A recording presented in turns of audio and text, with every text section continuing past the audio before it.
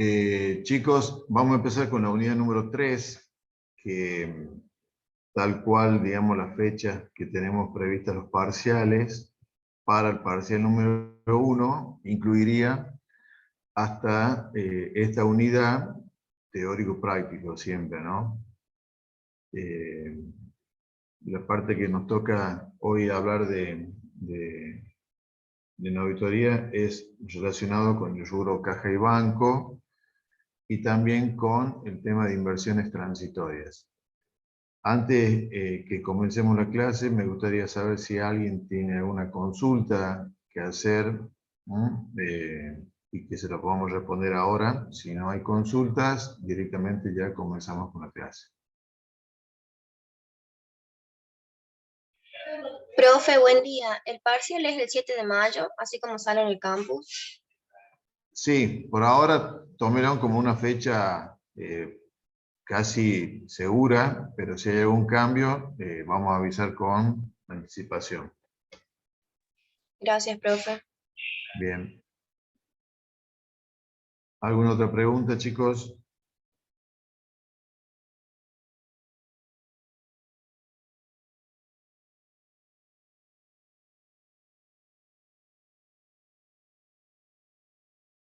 Bueno, vamos a comenzar entonces con la clase.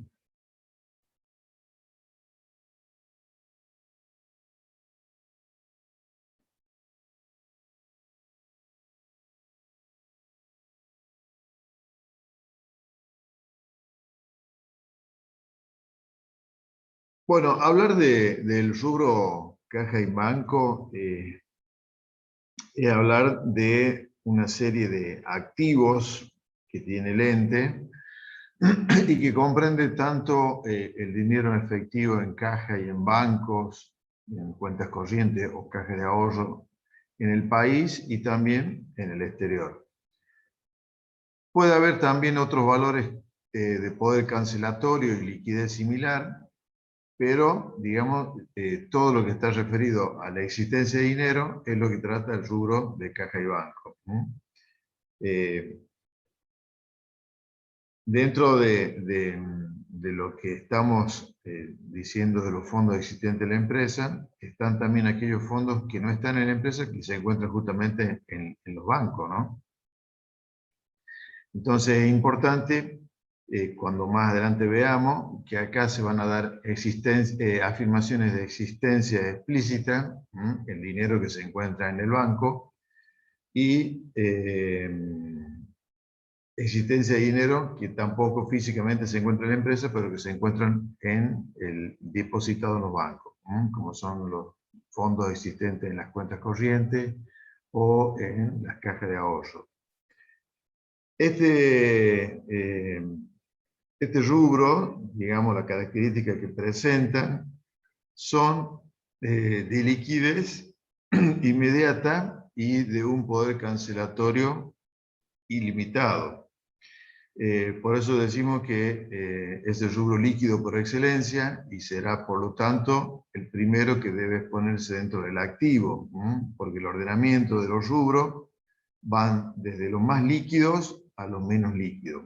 Por eso, en el activo vamos a encontrar que el primer rubro que se expone es el rubro caja y banco, y uno de los últimos rubros que se expone son los bienes de uso, porque justamente no son bienes fijos que no tienen liquidez ni poder cancelatorio ilimitado.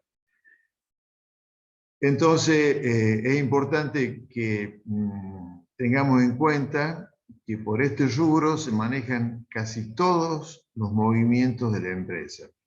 Se canalizan numerosas transacciones, tanto los desembolsos para pago, ya sean en dinero o en cheques, o transferencia de fondos, como las cobranzas de los fondos que ingresan a la empresa y afectan la composición de las cuentas que integran este rubro. Para hacer un recordatorio de las cuentas que integraban este rubro, hablábamos siempre de caja, a veces llamada caja de administración,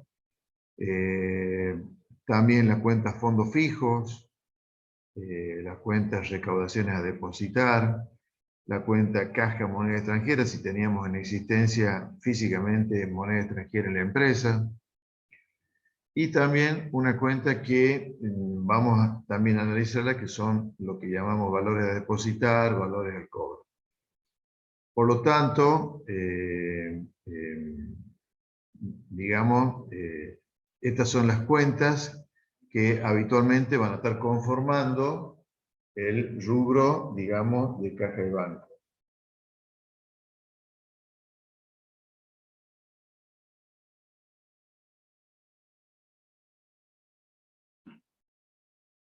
En este sentido, la cuenta el rubro caja y banco presenta, digamos, numerosas operaciones, como decía recién, en las cuales, digamos, está relacionado generalmente con los ciclos operativos que tiene el ente, ¿no? Tanto el de comprar y pagar, como el de vender y cobrar, ¿no? Entonces, fíjense ustedes que todo esto que estamos hablando es importante conocer porque, digamos, numerosas transacciones se canalizan siempre por este rubro.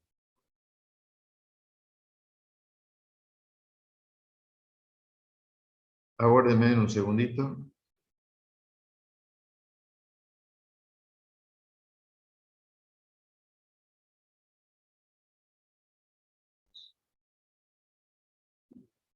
Bien, una de las cuestiones que el auditor debe, digamos, tener en cuenta en la revisión de este rubro es cuáles son las pruebas sustantivas que le vamos a llamar en la aplicación para conocer cuáles son las existencias de fondos disponibles en la empresa.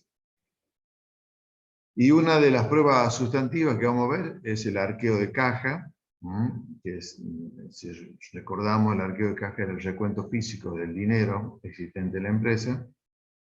Como también hay otras pruebas que el auditor va a tener que aplicar, que son, digamos, la confirmación de los saldos con los bancos y, obviamente, lo que conocíamos y lo que han visto también como conciliación bancaria. Entonces, sabiendo esto, el auditor debe tener en cuenta que estamos ante el rubro más vulnerable de los activos para cometer fraude, dada su liquidez, ¿no? Entonces, es importante, como les digo, que aún aplicando todas las pruebas de validez, debemos tener un control importante sobre el manejo de los fondos que se dan dentro de la empresa. Y acá está, digamos, ya lo que decíamos cuando habíamos definido el concepto de auditoría, que era, digamos, emitir una opinión sobre las afirmaciones contenidas en los estados contables, y esas afirmaciones contenidas en los estados contables se debían, digamos, a los rubros que integraban los estados contables. Dentro del rubro caja y banco, entonces, tenemos afirmaciones explícitas, que son existencia de cosas físicas presentes, como es el efectivo, digamos, en caja de la empresa. Y también está la existencia de cosas físicas que no están presentes en la empresa, pero que sí sabemos que son dinero que se encuentran en los bancos o en las cuentas bancarias que la empresa posee en un banco o en distintos bancos. Y están las afirmaciones implícitas, que es todo lo contrario a lo que habíamos denominado explícita, que sería la inexistencia de cosas físicas.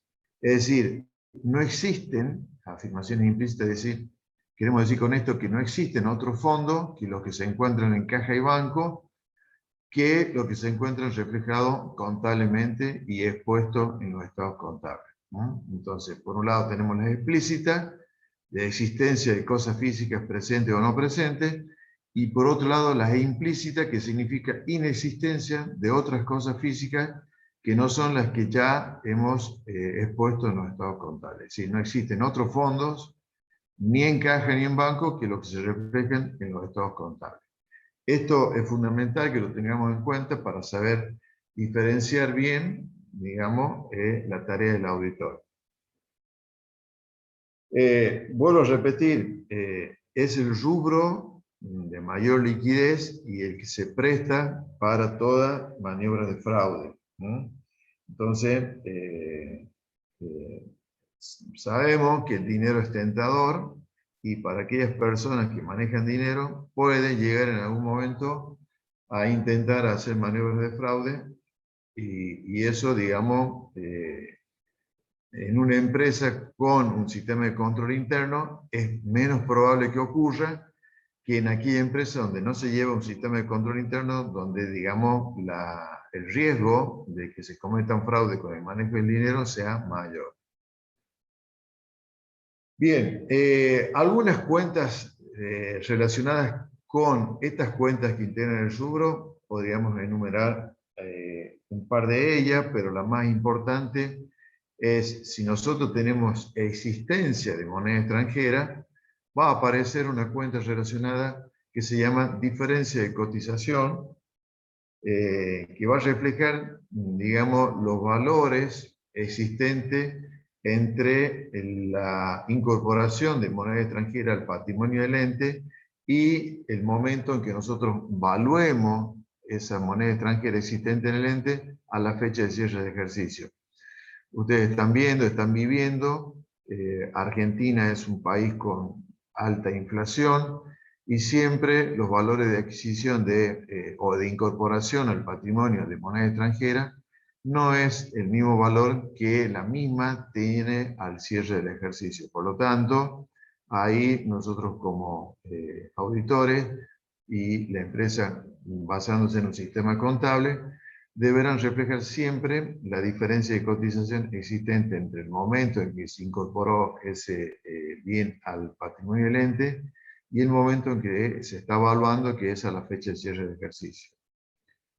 Para aquellos que por ahí todavía están dando vuelta con el tema de auditoría, nosotros, vuelvo a repetir, estamos trabajando con un juego de estados contables cuya fecha es la fecha de cierre de ejercicio de la empresa, ¿sí? No es una fecha cualquiera, no es un corte, digamos, intermedio, sino simplemente, y la importancia que tiene es que estamos trabajando con el balance de cierre de ejercicio. Entonces nosotros, partiendo de las cifras que forman parte de los estados contables preparados por el ente, como auditores, lo que tenemos que saber es si esas cifras son verdaderas, reflejan la realidad del ente y están bien valuadas.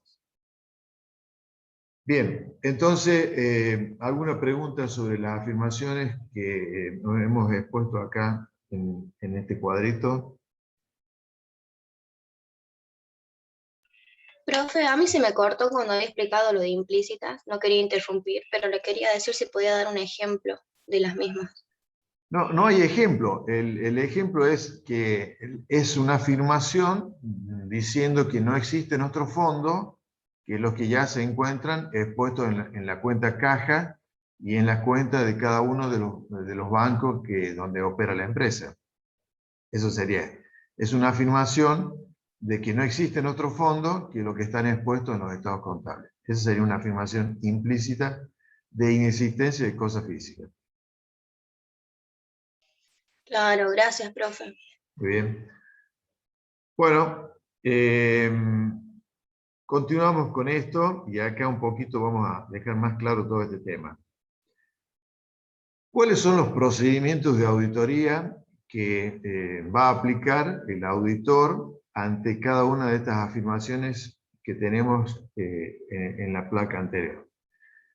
Por ejemplo, para corroborar la existencia de dinero en caja, es decir, una afirmación explícita de cosa física presente, ¿cuál es la prueba dirigida a corroborar que existe dinero en caja y que el monto expuesto en el estado contable es el monto correcto? ¿Qué vamos a tener que hacer ahí? Vamos a tener que hacer un arqueo de fondo. Sería lo que conocemos un arqueo de caja, es decir, el recuento físico, tanto del dinero en billetes como en monedas y todo otro valor que exista en la caja, a los fines de corroborar que el recuento físico del dinero me coincida con el saldo contable que ha sido expuesto en los estados contables, obviamente en la cuenta caja.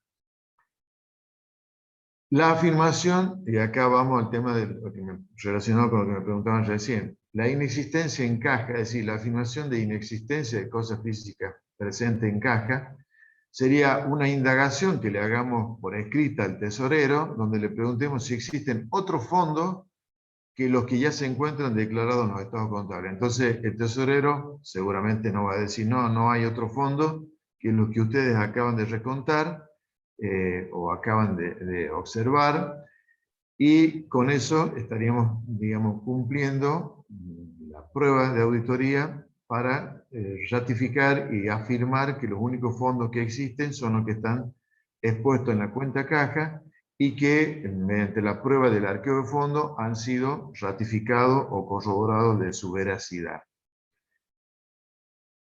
La afirmación de los fondos existentes en banco, ¿cómo la vamos a ratificar? A través de confirmación de saldo que le vamos a enviar al banco, a los fines de que el banco nos informe cuáles eran los saldos que existían en el banco y a nombre de la empresa. Es un documento escrito que le enviamos al banco como una carta, en donde al banco le estamos solicitando que nos confirme los saldos que tiene la empresa a la fecha de cierre de ejercicio. Con lo que nos informe el banco, vamos a cotejar con lo que contablemente se encuentra integrando cada una de las cuentas bancarias que aparecen dentro de los estados contables, ya sea de cuenta corriente o de caja de ahorro, y de esa forma ratificaremos si es correcto o no lo que expuso la empresa en los estados contables. Y también está la inexistencia de fondos en banco, también se hace a través de una confirmación ciega, que lo vamos a ver más adelante, y extensiva a todos los bancos con que operó la empresa. De acá también surge de que cuando conteste el banco, al auditor, obviamente, el banco le va a decir, mire, las únicas cuentas que existen de esta empresa en este banco son, va a detallar las cuentas o la cuenta y le va a indicar el saldo que tiene cada una de ellas. Con eso también estamos obteniendo una afirmación de inexistencia, es decir, que para el banco no existen otras cuentas que la que el mismo banco le está informando al auditor con los números, el tipo de cuenta y el saldo que tiene a la fecha de cierre de ejercicio. ¿Se entendió, chicos, no? Hasta acá este tema. Sí, profe. Bueno, entonces fíjense ustedes que cuando trabajen como auditores, digamos con el rubro caja y banco, las principales pruebas son el arqueo de fondo, indagación por escrita al tesorero, la confirmación de los saldos al banco, la confirmación ciega que le vamos a hacer extensiva a todos los bancos, y también una forma de controlar esto por parte de los saldos que ha reflejado la empresa, es hacer la conciliación bancaria. La conciliación bancaria también es una prueba de auditoría a los fines de ver también si están registrados todos los movimientos relacionados con el banco. Entonces, eso es fundamental que lo tengamos en cuenta. Marcelo, Sí. disculpa, acá en el chat Eduardo pregunta, profe, ¿tiene algún nombre el documento de esa indagación al tesorero? ¿Quiénes deberían firmarlo? No, no tiene nombre, simplemente se le pregunta al tesorero para que él informe en carácter de declaración jurada si existen otros fondos a los que ya se encuentran expuestos en los estados contables. El tesorero, con lo que conteste, le sirve al auditor como prueba, digamos, de dejar reflejado que los únicos fondos existentes son los que están expuestos en los estados contables. Si alguien, digamos, por ahí denuncia que existen otros fondos, la responsabilidad ya no le cabe al auditor, sino le cabe al tesorero por haber estado manipulando fondos y ocultando fondos que son de la empresa. Por lo tanto, ahí estaremos ya enfrente a una acción de fraude de quien maneja los fondos. Esa indagación escrita que le hacemos al tesorero justamente es para liberar de responsabilidad al auditor de que los fondos que están expuestos en los estados contables son los que existen y que él corroboró mediante el arqueo de caja que hizo. ¿Alguna otra pregunta?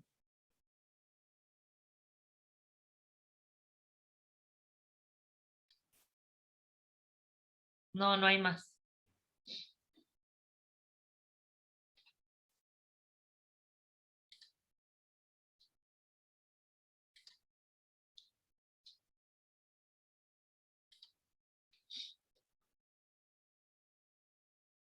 Bien.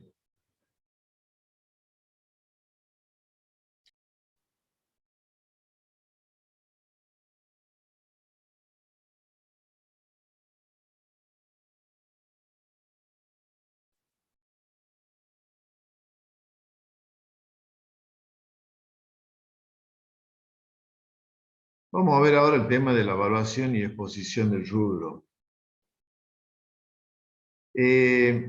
Sabemos que la evaluación de los componentes del rubro caja y banco siempre se hace a su valor nominal, siempre que hablemos de la moneda peso, de la moneda de nuestro país.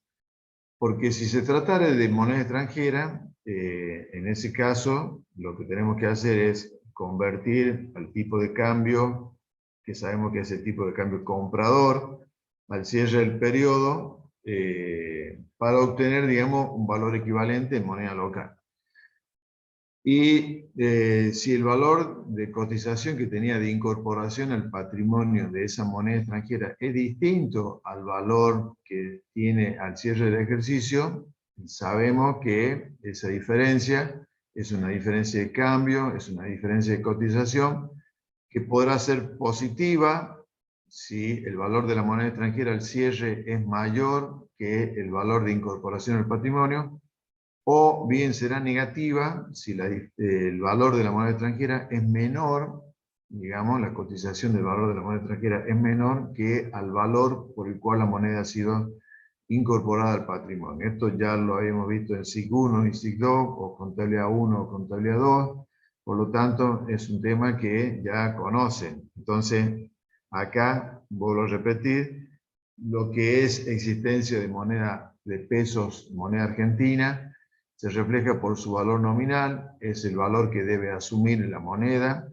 y salvo que existiera moneda extranjera, lo único que tenemos que hacer es buscar el tipo de cambio del tipo de moneda extranjera a la fecha de cierre, aplicando el tipo de cambio comprador, y verificar si existen diferencias en los valores para que esa diferencia se refleje en una cuenta de resultado que podrá ser positiva si la diferencia de cambio es mayor, o negativa si la diferencia de cambio es menor, ¿no? Si es una ganancia o es una pérdida. De esto se acuerdan, chicos, ¿no es cierto? Quiero creer que sí. Entonces, como auditor, ¿qué tenemos que hacer acá? Verificar que la empresa haya evaluado bien esa existencia de moneda extranjera.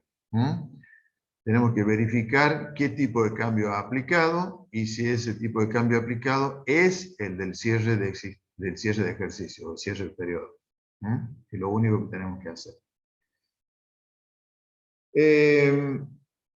En cambio, cuando hablamos ya de exposición, sabemos lo que estábamos comentando hace un ratito, que como es el rubro de mayor liquidez, está siempre este rubro formando parte del activo corriente. Entonces, el rubro caja y banco va a aparecer siempre como un rubro, o el primer rubro del activo corriente. Me ha pasado a veces que algunos alumnos han puesto también que caja y banco formaba parte del activo no corriente. Como ven repetido a veces crédito o bienes de cambio, u otros créditos también están pensados, o las inversiones mismas, también por ahí ha ocurrido errores de poner el rubro caja y banco como activo no corriente. Entonces, es un error muy grave. Por lo tanto, por su liquidez, este rubro es el primer rubro que forma parte de los activos corrientes. Entonces, esto cuando hablamos de exposición en el juego de estados contables, en el estado de situación patrimonial. También tenemos que tener en cuenta que como información complementaria, es decir, en las notas de los estados contables y en los anexos, debemos también incluir cierta información vinculada al rubro caja y banco. El rubro caja y banco, obviamente, en el estado de situación patrimonial, va a tener un agregado indicando qué nota, qué número de nota, o se detalla bien la composición del rubro. Entonces, en las notas de los estados contables va a aparecer un detalle de los activos que componen el rubro. Cuando digo de los activos, nos estamos refiriendo a las cuentas que integran el rubro. Y ahí aparecerá seguramente la cuenta caja, la cuenta caja moneda extranjera, la cuenta fondo fijo, la cuenta banco XX cuenta corriente, la cuenta banco XX cuenta corriente de otro banco distinto al anterior, y así sucesivamente, si existe recaudación a depositar, todas las cuentas, digamos, que componen el rubro. Entonces, en una nota, que va dentro de la nota de los estados contables, va a aparecer el detalle de cada una de las cuentas con su correspondiente saldo. Y la totalidad del detalle de las cuentas que integran el rubro nos tiene que dar ese total, nos tiene que coincidir con el total que ya se encuentra incluido y expuesto en el juego de estado contable en el estado de situación patrimonial. Entonces, tengamos en cuenta esto, que el rubro caja y banco en el estado de situación patrimonial tiene un total, y ese total va a aparecer desagregado en la nota a los estados contables, donde ahí sí detallaremos cuáles son las cuentas que están integrando o componiendo el rubro. Ya que hablamos también de moneda extranjera, debiéramos en un anexo, que se llama anexo de activo y pasivo de moneda extranjera, detallar la cantidad y calidad de moneda extranjera existente al cierre y cuál ha sido la evaluación aplicada, el tipo de cambio, ¿no es cierto?, aplicada a la cantidad de moneda existente al cierre. Esto, como vuelvo a repetir, existe un anexo que se llama activos y pasivos en moneda extranjera, como está el anexo de bienes de uso, o como está el anexo de costos de mercadería vendida, o el anexo de gasto. También existe un anexo que se llama activos y pasivos en moneda extranjera, donde acá vamos a detallar la cantidad y la calidad de la moneda extranjera existente al cierre y cuál ha sido la evaluación del tipo de cambio aplicada a esa fecha.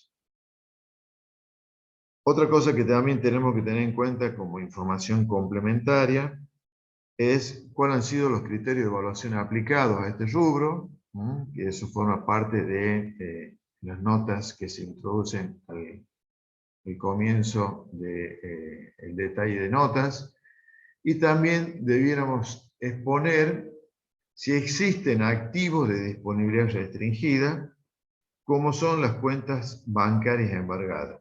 Es decir, si la empresa en una de sus cuentas corrientes bancarias le ha llegado un embargo por algún juicio laboral, algún juicio comercial, algún juicio civil o algún cobro de un organismo fiscal, como puede ser la AFIP, y haya embargado fondos en alguna cuenta bancaria, en una nota que forma parte, digamos, en un agregado a las notas del rubro caja y banco, debiéramos hacer un detalle o explicar que existe la cuenta corriente número tal que tiene un embargo por tantos pesos.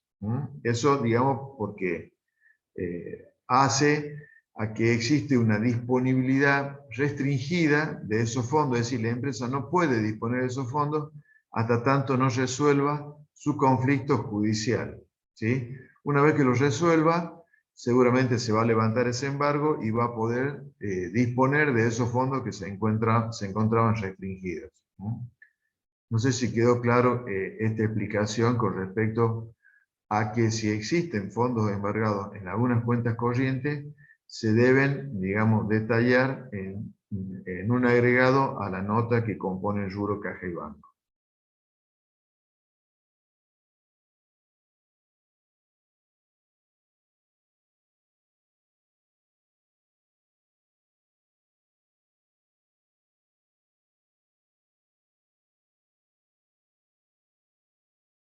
Bueno, hay algunas cuestiones que tenemos que considerar dentro del rubro caja y banco con relación, digamos, cuando hacemos el arqueo,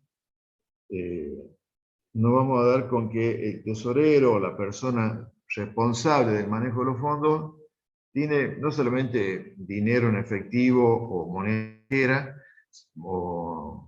sino también que nos encontramos con valores que forman parte, digamos, de las operaciones diarias que tiene la empresa. Por ejemplo, puede darse que existan cheques propios en poder de la empresa que aún no han sido entregados a los proveedores. ¿Qué tenemos que hacer con estos cheques propios? ¿Qué tenemos que hacer contablemente, digamos? Porque se entiende que estos cheques propios son cheques que la empresa emitió para pagarle a algún proveedor o a varios proveedores y que a lo mejor estos cheques fueron hechos casi al cierre del ejercicio y que todavía los proveedores no han venido a buscar ese cheque. Seguramente nosotros hicimos un asiento que decía proveedores a banco, cuando emitimos el cheque. Por lo tanto, si el auditor encuentra cheques propios de la empresa que no han sido retirados por los proveedores, debiera decirle a la empresa que haga un asiento de ajuste, que vendría a ser un contraasiento, y el asiento de ajuste propuesto debería ser banco a proveedores, porque, digamos, podemos decir que todavía esos cheques, al estar dentro de la empresa, es como que no han salido, no están en manos de los proveedores, y por lo tanto no debiera quedar firme el asiento que hicimos de proveedores a banco como una forma de pagarles. Entonces, en este caso, estos cheques propios deben considerarse disponibilidades al cierre de ejercicio, es decir, cuando hablamos de disponibilidades, le tenemos que devolver los fondos al banco al cual nosotros hicimos la emisión de estos cheques. Por lo tanto, ¿qué va a proponer el auditor? Que la empresa, por la cantidad de cheques propios que tiene en cartera que no han sido retirados por los proveedores, debiera hacer un contraasiento anulando el asiento que hizo de pago para que esos fondos se reflejen como formando parte de la cuenta bancos. ¿Quedó claro esto, chicos? Sí, profe. Bien, va a tener dos efectos, digamos. Vamos a aumentar de nuevo el saldo de la cuenta banco y por otro lado también vamos a aumentar el saldo de la cuenta proveedores que había disminuido cuando emitimos los cheques e hicimos el asiento que les había dicho recién de proveedores a banco. Por lo tanto, al hacer el contraasiento, aumenta de nuevo el saldo de la cuenta banco y también aumenta el saldo de la cuenta proveedores, obviamente. Bien. ¿Qué pasa con los cheques de tercero a fecha que existen dentro de la caja de la empresa o de la caja fuerte que maneja el tesorero o el responsable de los fondos? Estos cheques, digamos, tienen una fecha diferida de pago, que justamente la empresa no los presentó al cobro, entonces todavía no lo podemos considerar como disponibilidades, porque a lo mejor la intención de la empresa no es presentarlo antes de la fecha indicada para el pago, porque seguramente si lo va a presentar antes, es muy probable que esos cheques o esos valores no lo pague el banco porque a lo mejor no tiene fondo la empresa quien le emitió. Entonces, no debiéramos considerar las disponibilidades y sí se debieran presentar como integrando parte del rubro créditos en cheques, una cuenta que le podríamos llamar cheques por cobrar, y dejarlo asentado ahí en el rubro otros créditos o en el rubro créditos por venta. Lo deberíamos sacar del rubro caja y banco, y debiéramos pasarlo ahí. También, digamos, con el correr del tiempo, estos cheques corrientes que se emitían a una fecha diferida, dejaron ya de usarse porque aparecieron los cheques diferidos, que actualmente se usan para cancelar operaciones a una fecha distinta del momento en que se está entregando el cheque. Entonces, ya, digamos, no existen los cheques corrientes con fecha diferida, sino que directamente quienes tienen cuenta corriente se manejan con el uso de estos cheques diferidos, que son justamente para una fecha distinta de cobro, distinta a la fecha de la emisión. Estos cheques diferidos entonces van a formar parte del rubro de créditos, ¿no? Y lo vamos a sacar del rubro caja y banco. ¿Quedó claro esto, no? Bien. Habíamos dicho también, vuelvo a redundar acá el tema de la restricción a la disponibilidad de los fondos. Estos deben estar informados en una nota. Los cheques de pago diferidos recibidos se presentan como créditos. Y también acá agregamos los cheques de pago diferido que emite la empresa y que, digamos, todavía no se van a presentar al cobro. No debieran expresarse como disminuyendo el saldo de la cuenta del banco girado, sino que deberíamos hacer un asiento de ajuste y dejarlo reflejado como otros pasivos, entendiendo que cuando llegue el momento en que ese cheque se presente al cobro, por ser para una fecha diferida, recién en ese momento reconocerlo a ese rubro llamado otros pasivos como que se cancela contra la cuenta del banco girado. Entonces, a los fines de evitar que el banco girado aparezca con un saldo en rojo o un saldo acreedor, podríamos usar esta cuenta que se llama otros pasivos para dejar reflejado ahí en esa cuenta que la composición del saldo responde a la cantidad de cheques diferidos emitidos por la empresa y que todavía no se van a presentar al cobro. No sé si quedó claro con esto que dije al último, chicos. Sí, profe. Sí, profe. Bien, otra cuestión que tenemos que considerar.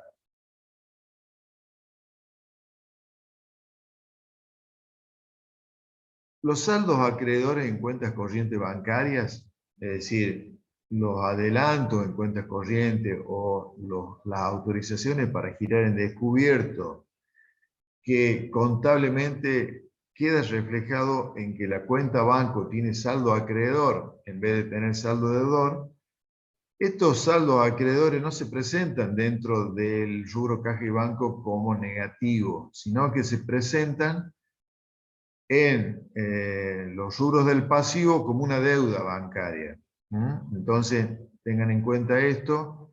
Si nosotros encontramos expuesto en el balance los saldos negativos de las cuentas corrientes bancarias expuestas dentro del rubro caja y banco como valores negativos, nosotros lo que tenemos que hacer como auditores es sugerirle a la empresa que lo saque del rubro caja y banco y los exponga en el pasivo, obviamente con el saldo acreedor, como una deuda bancaria.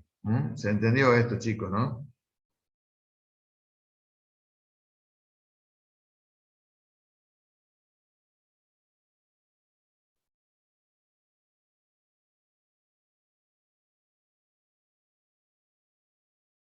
Vuelvo a preguntar, ¿se entendió, chicos, el tema de esto de los saldos acreedores en las cuentas corrientes bancarias? Contestan que sí por el chat. Pueden Sí, activar profe. los audios, por favor, y respondan. Forma parte de la evaluación que tenemos que ir haciendo nosotros. Sí, profe. Sí, profe. Bien. También tenemos que ver y considerar que pueden existir fondos dentro de la empresa, pero que están destinados a un fin específico. Estos fondos que se encuentran en la empresa, pero que no provienen de la operación habituales de compra-venta y que justamente tienen un fin específico, se debieran, digamos, presentar en la exposición de los rubros de caja de bancos por separado y no integrando la cuenta caja. Vos lo repetís, si dentro de la cuenta caja o dentro de las cuentas corrientes bancarias existieren fondos que están destinados a un fin específico, los debiéramos de traer, tanto de caja como de las cuentas corrientes bancarias, y exponerlos separadamente, porque a lo mejor esos fondos están destinados a la compra de un activo específico o lo que fuera. Entonces, lo mejor que podemos hacer es, para evitar la confusión de cuáles son esos fondos, lo ideal es exponerlos separadamente de los fondos que existen en la empresa y que provienen de su actividad habitual de compra-venta o de fabricación.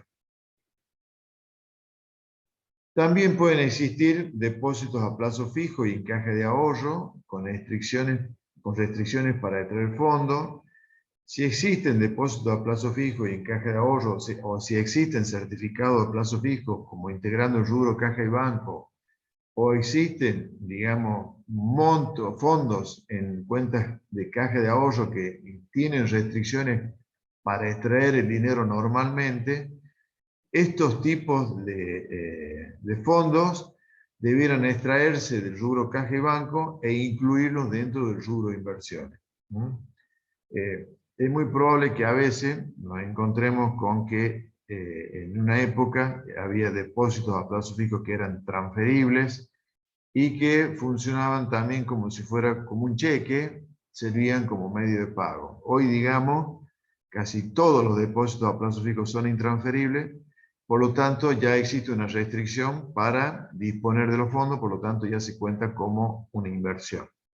Lo mismo también existe en cajas de ahorro, en donde la extracción o los movimientos son sin restricciones. Esos sí pueden formar parte del rubro caja y banco, pero también en la mayoría de las cajas de ahorro ya existen restricciones para disponer libremente de esos fondos diariamente y a veces tienen hasta un término de 5, 6 o 7 movimientos de extracción de fondos.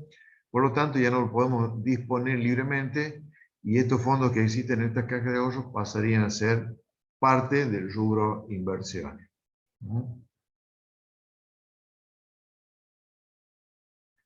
Bien, esto que le estábamos diciendo acá tiene que ver, digamos, con las consideraciones que debemos tener en cuenta al momento de conocer cuáles son los fondos que forman parte del rubro caja y banco y también de aquellos fondos que nos vamos a encontrar cuando tengamos que hacer el arqueo de fondos de un tesorero o de un responsable de fondos de una empresa, y justamente van a aparecer todo este tipo de valores formando parte, digamos, o integrando, digamos, la existencia de fondos dentro de una caja fuerte o dentro de una caja que maneja una determinada persona. Bien.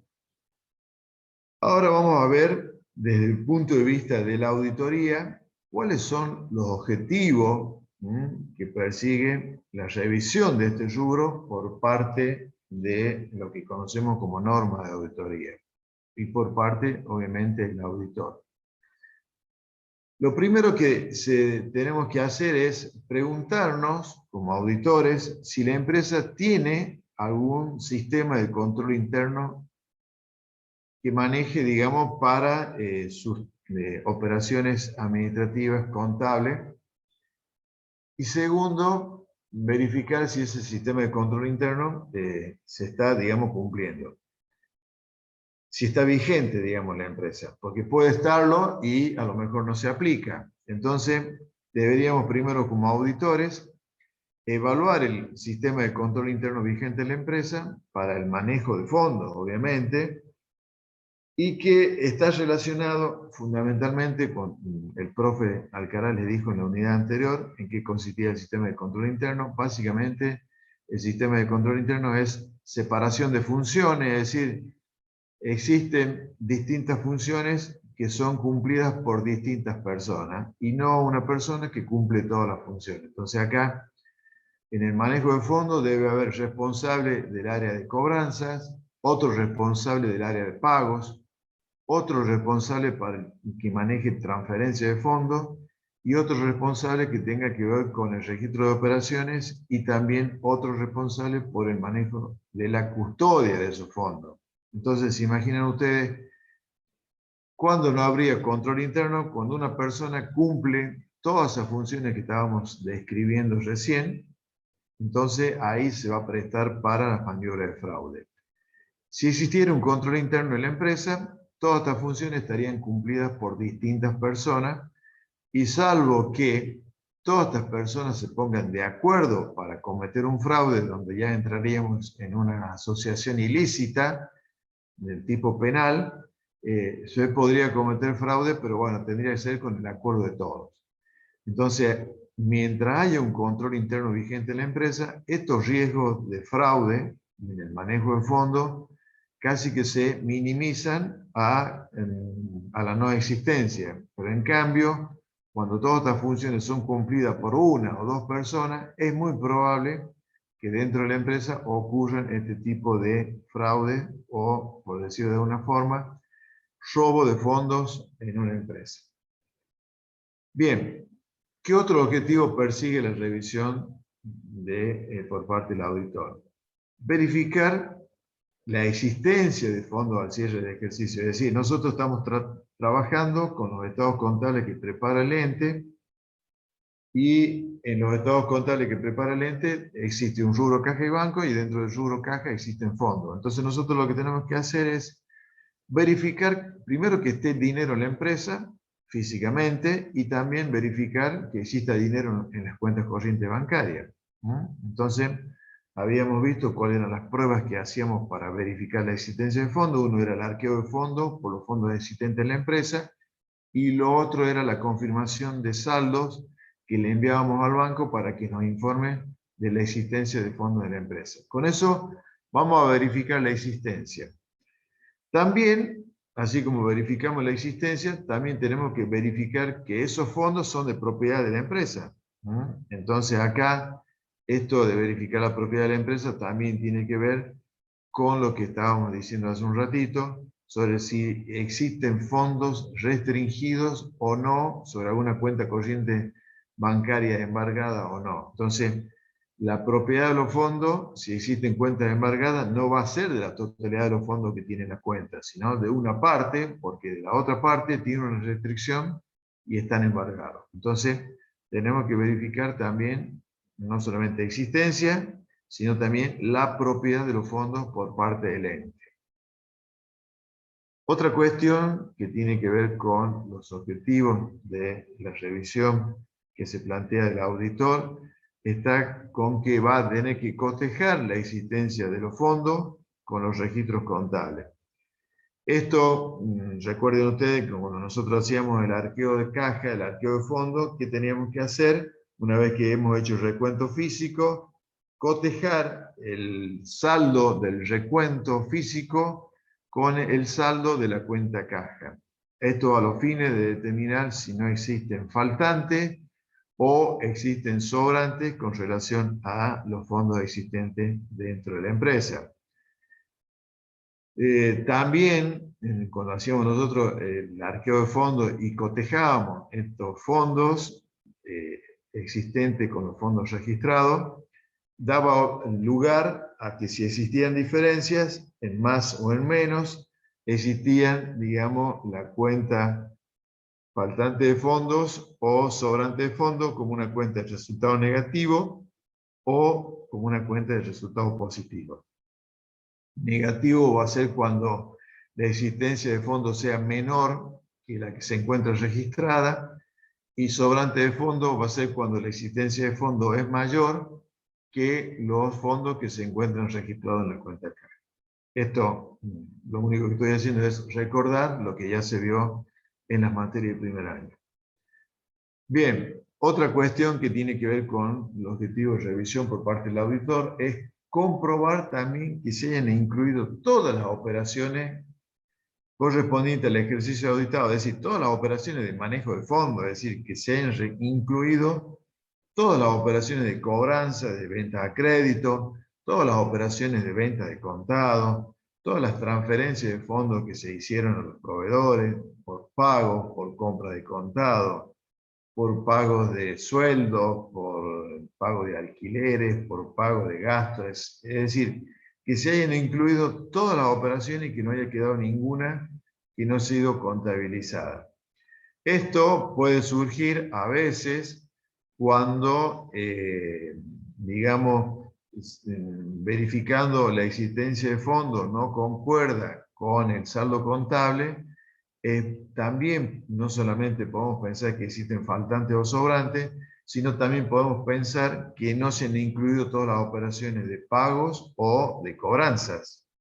Por lo tanto, digamos, vamos a dejar por último, como conclusión, de que una vez verificado que se hayan incluido todas las operaciones de cobranzas o pagos en el manejo de fondos, y recién ahí puede determinar si existen sobrantes o faltantes.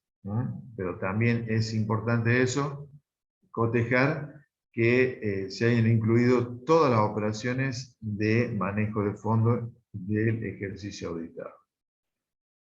Por último, también el auditor debe verificar la correcta evaluación de los fondos al cierre del ejercicio, como también de la exposición, todo conforme a las normas contables vigentes.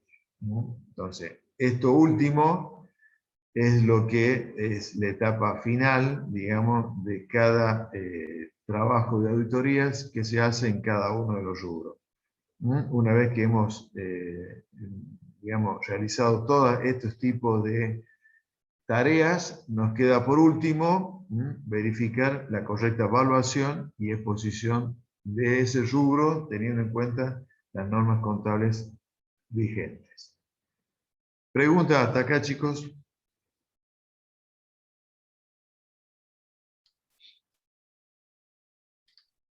No, profe. No, profe. Bien.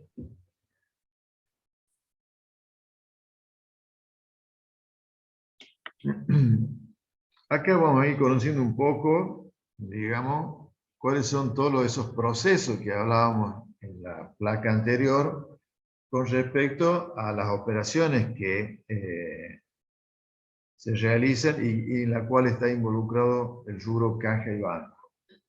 Son tres. Está relacionado con, esto está todo replicado en el manual de auditoría de la FAPSE, los procesos que se encuentran involucrados en el rubro caja y banco son todo lo relacionado con ingreso de fondos, todo lo relacionado con egreso de fondos y también cómo es la custodia de los fondos, cómo debiera ser la custodia de los fondos, cuáles serían los procedimientos para efectuar la custodia de los fondos existentes en la empresa. Vamos a empezar, digamos, con el proceso de ingreso de fondos. Y acá ustedes ven que tenemos cuáles son las actividades que generan ingreso de fondos.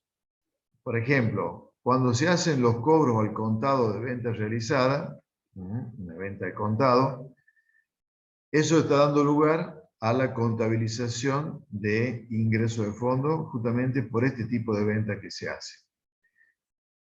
¿Qué otro ingreso de fondo tiene el ente? Las cobranzas de aquellas ventas a crédito que han sido realizadas por su actividad comercial, por su actividad principal, que sería el ingreso de las cobranzas a los clientes. También la empresa puede, en algún momento dado, haber hecho una venta a crédito de algún tipo de inversión, algún inmueble que tenía o algún bien de uso, y que también esté originado en un contrato de compra-venta que refleje también el pago y que se haya hecho este tipo de operaciones a crédito. Entonces también, en algún momento que vendamos otro tipo de activo, también la cobranza se ve reflejada como un ingreso de fondo a el ente. Ya no por digamos, operaciones de intercambio comercial, sino por ventas de activos como pueden ser inversiones o bienes de uso. También existe el ingreso de fondo cuando se hacen cobranzas de transferencias recibidas desde el exterior para algún cliente que haya estado, si la empresa se dedica a exportar. Y esta transferencia obviamente viene desde el exterior e ingresa siempre por medio de los bancos. Entonces hay que estar atento con esto de dejar reflejado todo este tipo de cobranzas. También va a haber ingresos de fondo cuando si la empresa realiza exportaciones, esas cobranzas de moneda extranjera también lo puede llevar a tener la existencia de la misma y en la venta también sería un ingreso de fondo proveniente justamente de venta de moneda extranjera, de divisas, como habitualmente le decía. Entonces, acá ven ustedes cuáles serían todas las actividades que tienen un reflejo contable con relación al ingreso de fondo a la empresa.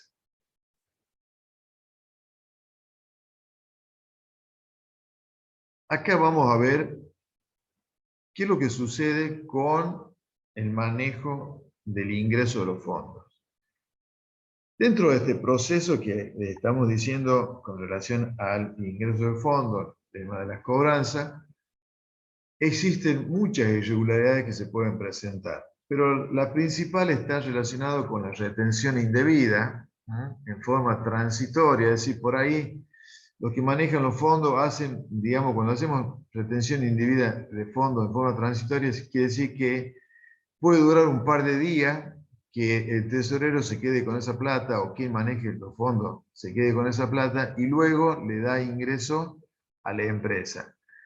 O bien puede ser el caso que la retención sea en forma definitiva, es decir, que el tesorero o responsable de los fondos se apropie de ese dinero y no lo ingrese nunca a la empresa. Entonces, tengan en cuenta esto, quienes manejan fondos pueden retener esas cobranzas en forma transitoria o rotativa, como lo vamos a ver más adelante en la figura de lo que conocemos como traslapo, o bien puede ser definitiva, es decir, que esa persona haya hecho una maniobra de tal forma que esos fondos que debieran ingresar a la empresa, ingresaron, digamos, a su caja particular. Entonces, estaríamos justamente acá en la irregularidad más usual, conocida como retención indebida de fondos o apropiación de dinero por parte de la empresa del tesorero. Bien, acá están los ejemplos, chicos. Por ejemplo, un cajero no ingresa la totalidad de los importes cobrados a la caja, que es lo que decíamos recién. O no ingresa la totalidad o ingresa parcialmente algunos fondos. Cuando no ingresa la totalidad estamos hablando ya digamos, de un daño muy grande hacia la empresa y esto digamos, puede llevar a la empresa a tener problemas financieros en algún momento dado. También se da cuando la empresa tiene cobradores que salen a hacer cobranzas a los clientes de la empresa y estos no rinden el total de las cobranzas o hacen, digamos, maniobras para retener dinero y obviamente también comprobantes. ¿Los comprobantes cuáles son? La emisión, obviamente, de los recibos que hacen al momento de recibir los fondos. Entonces acá, tengan en cuenta esto, si la empresa tiene cobradores, cosas que ya casi esto no existe porque se ha sido reemplazado todo por el tema de transferencia de fondos, Es decir, siempre la empresa gestiona los pagos por medios telefónicos, o a veces si no hay, digamos, respuesta a esos tipos de requerimientos, de pagos, puede hacer caso de cartas documentos o lo que fuere, para que los clientes paguen. Entonces, es como que los cobradores casi ya han perdido vigencia, y lo que se ha ganado en seguridad justamente en el manejo de fondos, porque estas personas lo que hacían a veces era retener cobranza y manipular comprobantes.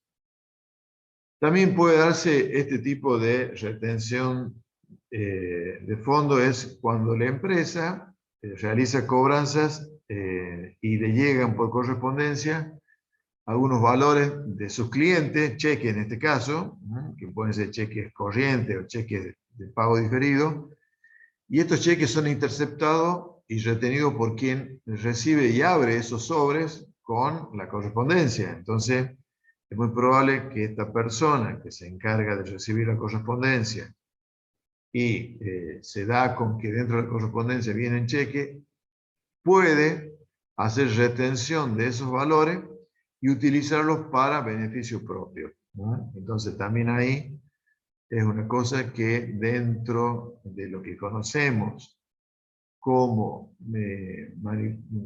manipulación de fondos, es muy probable que a veces se dé que las personas hagan también retención de valores, como en este caso de cheques que reciben de los clientes.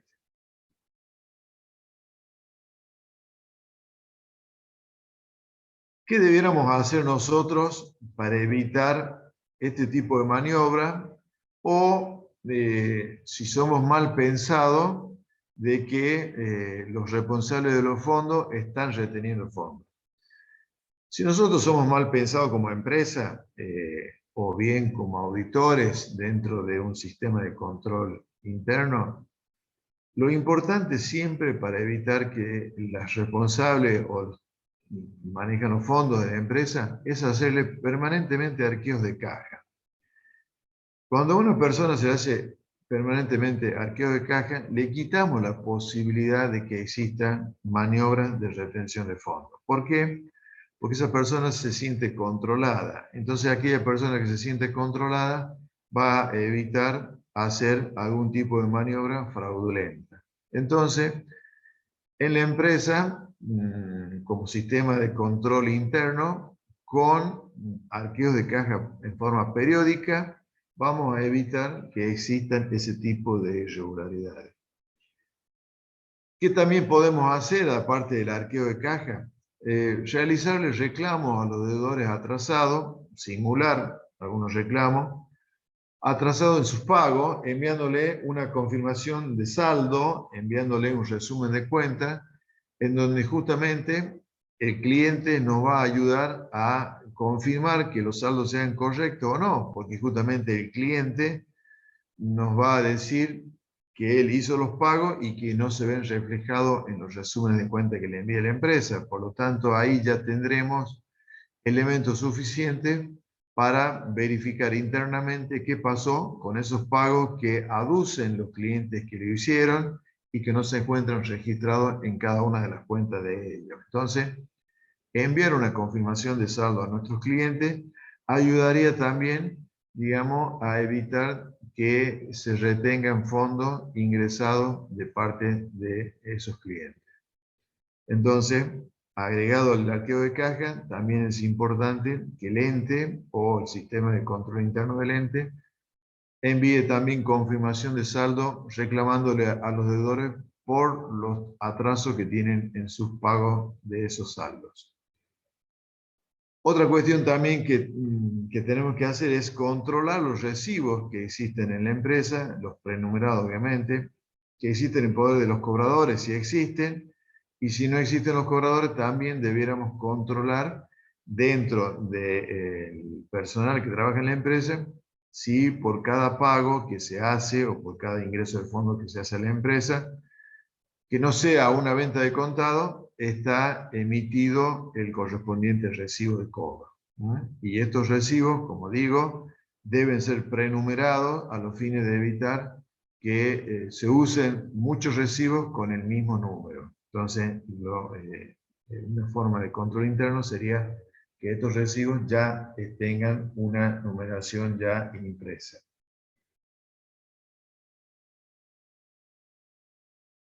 Bien, ¿cuáles son las maniobras más comunes que se hacen, digamos, con el tema de la retención del manejo de los fondos que ingresan a la empresa? Por ejemplo, uno de ellos es, como habíamos dicho, omitir de registrar esas cobranzas. Acá, si yo no le voy a dar ingreso a los fondos a la empresa por una cobranza que hice, obviamente que lo que no voy a hacer va a ser registrar esa cobranza. Entonces, la omisión del registro de una cobranza está cerrando el circuito de la persona que retuvo esos fondos. ¿Qué hizo esa persona? Seguramente desvió ese dinero que ingresa a la empresa para fines ajenos a la empresa, pero que son fines propios de quien retuvo esos fondos.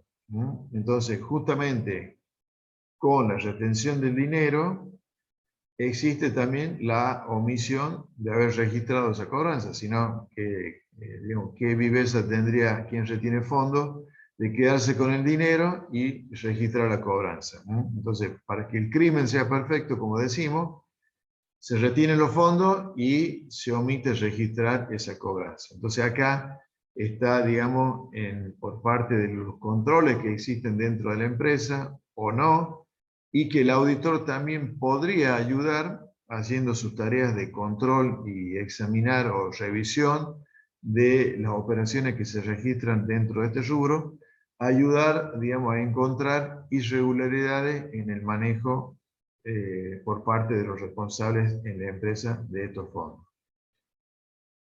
También puede darse el caso, cuando hayamos hablado de retener los fondos, una es la omisión, otra sería el manipuleo de registros, por ejemplo, registrando de menos la cobranza, es decir, si una persona cobró 100.000 pesos y solamente hace constar que ingresaron 50.000, quedándose con los otros 50.000, es muy probable que esa persona registre la cobranza por 50.000, por el dinero que le hace entrar a la empresa, y por los otros 50.000 pesos que quedaron en poder de él, es muy probable que pueda, si tiene acceso a registros, inventar un crédito ficticio en la cuenta del cliente, ya sea un descuento o una bonificación, y que este descuento o bonificación va a estar encubriendo, digamos, el dinero con el cual él se queda, y de esa forma la cobranza va a ser reflejada por un importe inferior, que serían los 50.000 pesos menos, que los reales que eran de 100.000. No sé si se entendió esto. El mismo persona que cobra está registrando y tiene la posibilidad de hacer un crédito, ya sea ficticio, emitiendo una nota de crédito, por una bonificación o un descuento que le haga a este cliente, el cual el cliente no se va a enterar nunca, y, digamos, la persona va a dejar reflejado únicamente el ingreso de esos 50.000 pesos. Y acá está lo que le decía recién del traslapo, que justamente por toda retención de fondos, por toda intercepción de cobranzas que se haga de un cliente, se va cubriendo esos fondos que se retienen con la cobranza del cliente siguiente y así sucesivamente, con lo cual esa retención de fondos que va haciendo la persona que maneja estos fondos dentro de la empresa va a tener siempre un faltante, y ese faltante generalmente va a ser el faltante de la última cobranza que realizó de un determinado cliente. No sé si quedó ¿Profe? claro este tema. ¿Sí? ¿Puede explicar de nuevo el traslapo, por favor? Sí. El Gracias. traslapo significa encubrir, digamos, la intercepción de una cobranza a un cliente con las cobranzas de otro cliente. ¿Qué quiere decir esto? Si viene un cliente, paga, ¿no es cierto? El responsable de los fondos no la hace ingresar a la empresa esa plata, Luego, ¿qué hace? Viene otro cliente y paga, entonces él cubre la retención que hizo de los fondos anteriores con la cobranza del nuevo cliente, y ya a este nuevo cliente le va a faltar, digamos, el reflejado, el cobro por el pago que hizo a la empresa. Y así sucesivamente va a quedar siempre en la cuenta del cliente que realizó el último pago el faltante de fondos. Es como una cadena que va haciendo el responsable de fondo, cubriendo los fondos que va reteniendo con la siguiente cobranza que él vaya haciendo. No sé si quedó claro. Sí, sí, profe, gracias. Bien, recuerden esto, que el traslapo es una forma habitual que se hacen en las empresas, aquellas, digamos, donde los sistemas de control interno son muy débiles o no existen, ¿no? ¿Por qué? Porque esa persona generalmente hace las tareas de cobrador, hace la tarea de registrar las operaciones y a lo mejor también tiene acceso a el manejo de documentación, como ser emitir nota de crédito o algún tipo de documento que refleje o también maneja a lo mejor el tema de los recibos y no los tiene al día, digamos. Entonces es muy probable que si una persona hace todas esas tareas, esa persona maneje los fondos a su antojo, ¿sí? Y el perjudicado acá va a ser la empresa. Todas estas cosas, como decimos, van a saltar generalmente cuando la empresa haga habituales controles periódicos de arqueo de fondos, y también, si no lo hace, puede saltar cuando el auditor a la fecha de cierre de ejercicio haga, digamos, el arqueo de fondos de cierre de ejercicio que se llama, y ahí puede darse cuenta el auditor o tener alguna señal de que esos fondos no son todos los fondos que existen o que debieran existir en la empresa, ¿no? Para lo cual el auditor le va a hacer sugerencias a la empresa de que existe un control en el manejo de fondos o un control a quien maneja los fondos.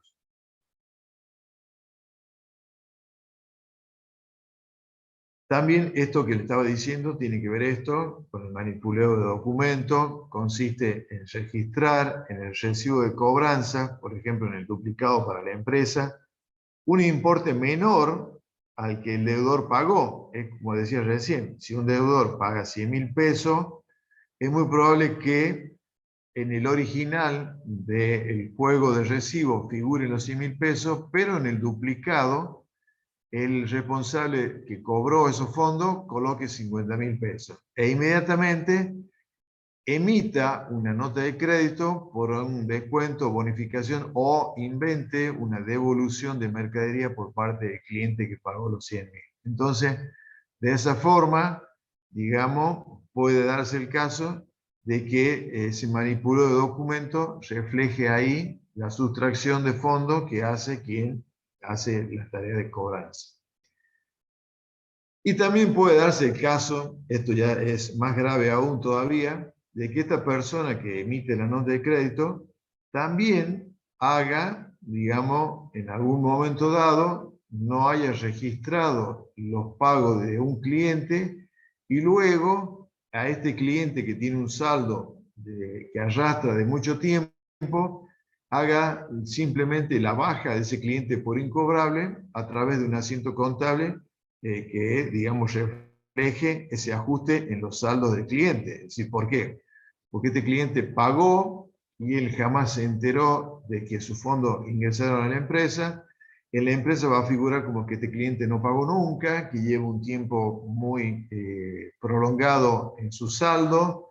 Por lo tanto, si esta persona puede hacer de todo dentro de la empresa, lo más probable es que en algún momento dado emita algún comprobante o algún documento en donde lo declare incobrable y proceda a hacer un asiento en donde le dé la baja por incobrable. ¿Qué asiento va a hacer? Directamente lo va a mandar al deudor incobrable y va a dar de baja la cuenta deudores por venta o cliente según la que esté utilizando, o deudores morosos, lo que sea. ¿Se entendió esto, chicos, no es cierto?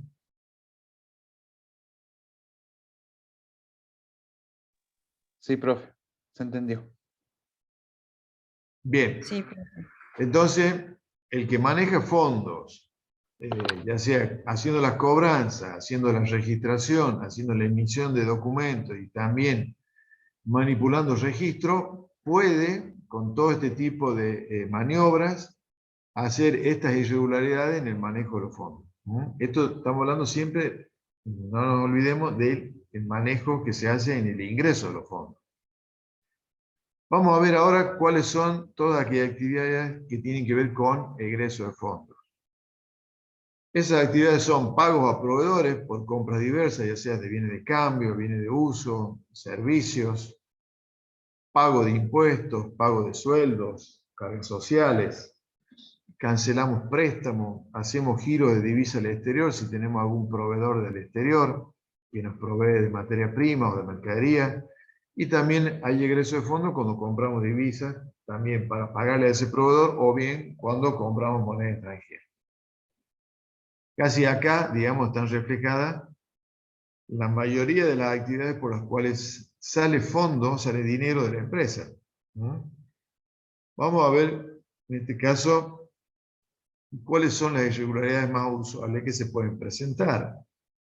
Por ejemplo, que se haya hecho un pago, se haya hecho la emisión de pagos indebidos, por ejemplo, pagar 2 veces la misma factura, por eso decimos ahí duplicados adrede. Si no hay control sobre quién paga, puede darse el caso de que él haga una orden de pago y pague 2 veces la misma factura usando distintos documentos. Por lo tanto, un pago seguramente va a ir a manos del proveedor y otro pago, en vez de ir a manos del proveedor, va a ir a sus propias manos. Por ejemplo, que haya hecho un pago no autorizado o por montos superiores a los reales, es decir, que haya pagado por mayor cuantía el monto de una factura que era de menor valor. Entonces, acá, digamos, estamos viendo cuáles son las irregularidades más usuales, como decir, pagar indebidamente, es decir, duplicar un pago, hacer un pago que no esté autorizado a hacerlo, o bien que haya hecho pago por montos superiores a los que reales que estaban reflejados en una factura. Otra irregularidad sería el desvío de pago a terceros inexistente, es decir, se inventan proveedores o se inventan operaciones ficticias de compras, con lo cual existen proveedores inexistentes, terceros inexistentes. Entonces ahí, digamos, se hacen operaciones fraudulentas de registrar una compra de mercadería a un proveedor o a un tercero inexistente, con documentación falsa o apócrifa, y después se hace el pago de esa factura, y realmente ese pago va a parar a manos justamente de quien fue el autor ideológico de esa operación ficticia, que seguramente va a ser quien maneja los fondos.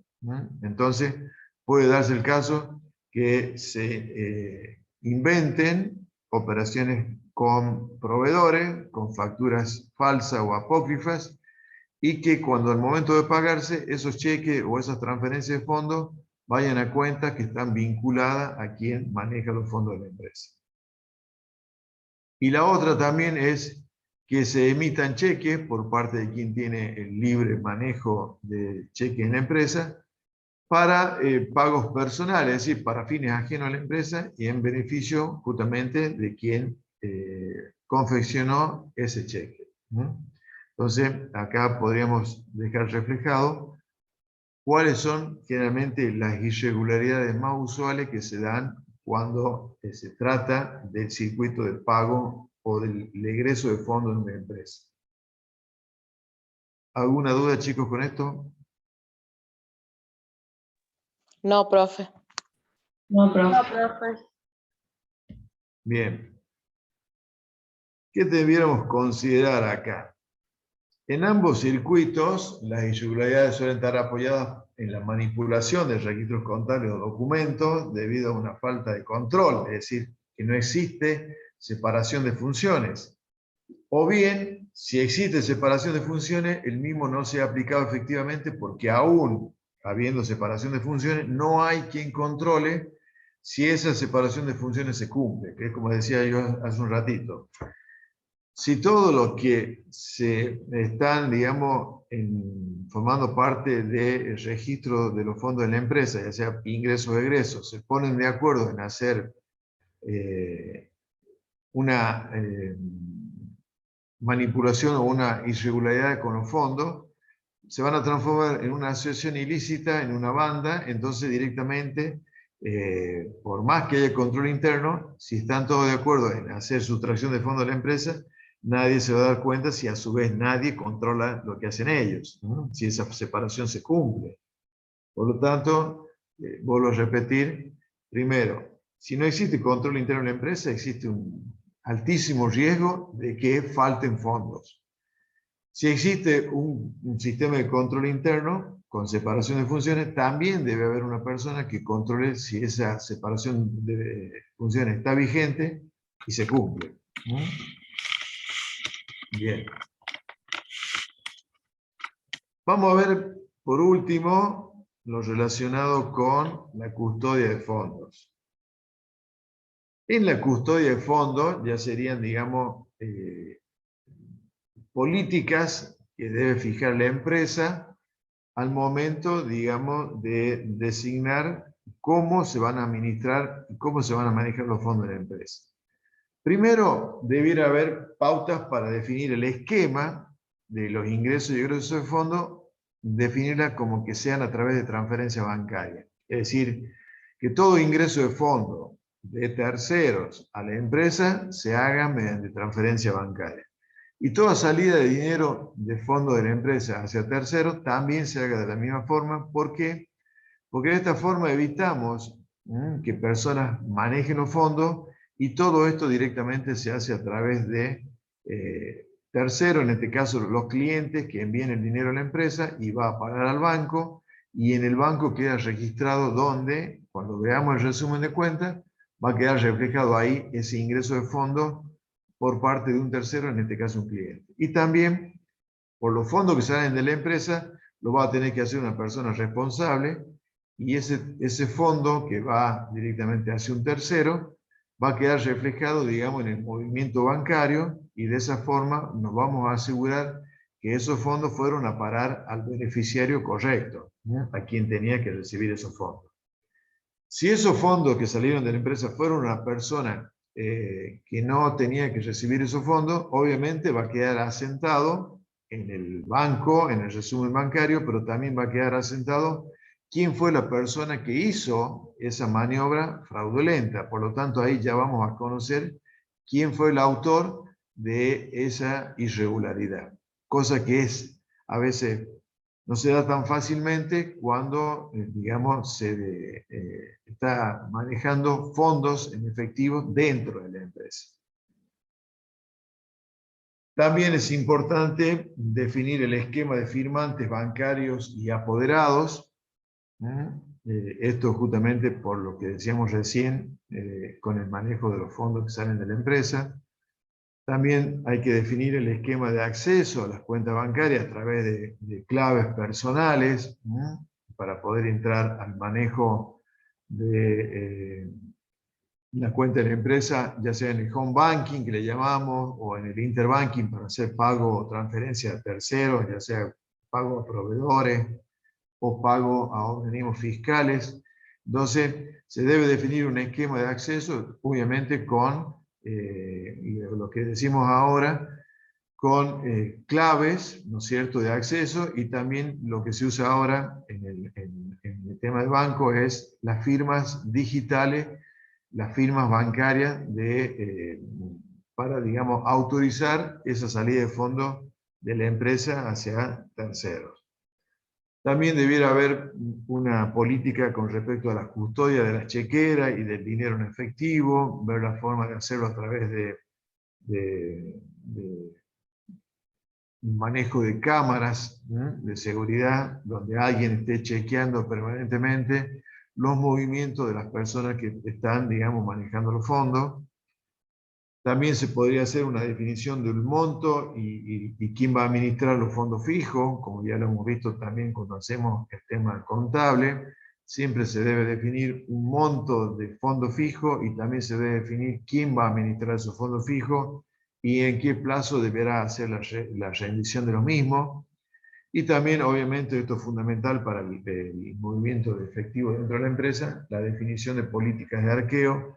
Si estos arqueos de caja se van a hacer en forma periódica, es decir, si se van a hacer todos los días, semanalmente, quincenalmente, mensualmente o trimestralmente, lo que sea. Sabemos que hay un arqueo que es obligatorio, que es el cierre de ejercicio, ¿sí? Hasta el tesorero sabe que el arqueo de cierre de ejercicio se lo van a hacer, pero también el tesorero debe estar sujeto a controles periódicos, que eso va a ser una política que va a definir la empresa en cuanto al periodo en que se van a hacer esos tipos de controles.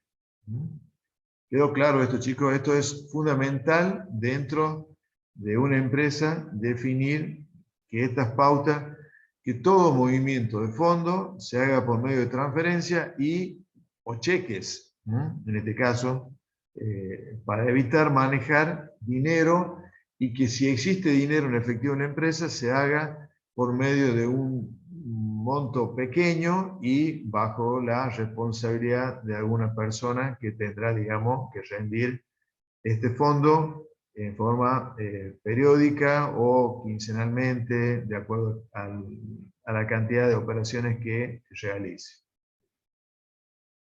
¿Alguna pregunta, chicos, con esto?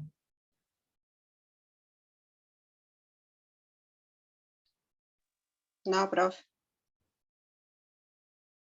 Bueno, acá cortamos y el próximo viernes continuaremos con esta unidad número 3. Mañana, Gracias, profe. le vamos a avisar qué clase vamos a subir. Estábamos preparando un práctico de la unidad 2 que tiene que ver con